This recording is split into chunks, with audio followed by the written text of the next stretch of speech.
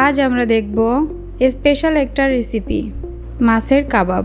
খুব সহজ উপায়ে এই কাবাব আপনি ঘরেই তৈরি করতে পারবেন।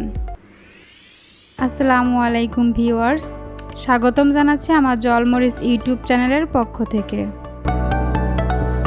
চলুন শুরু করা যাক। শুরুতেই আমি 2 পিস মাছ সিদ্ধ করে নিচ্ছি। বাসায় থাকা যে কোনো মাছই আপনি নিতে পারেন, তবে এমন মাছ নেবেন যাতে কাটে ছাড়াতে সুবিধা হয়। এখন মাছটার কাটা ছাড়িয়ে নিচ্ছি।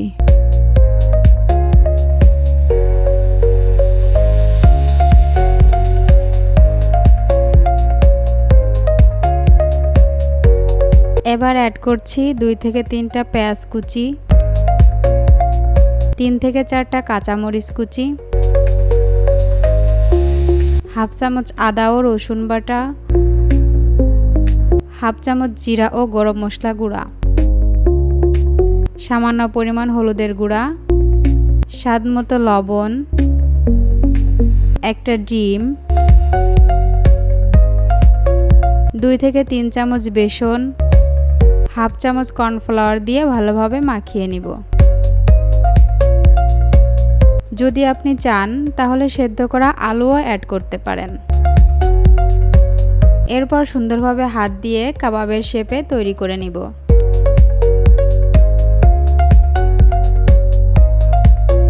এখন একটা প্যানে সয়াবিন তেল গরম করে নিচ্ছি।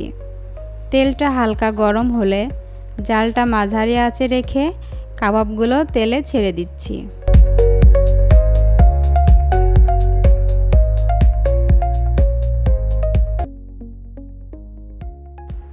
এপাশ ওপাশ করে উল্টিয়ে নিচ্ছি।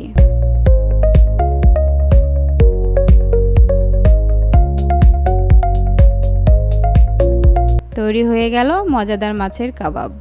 খুবই সিম্পল, তবে দেখানো স্টেপগুলো অবশ্যই ফলো করতে হবে।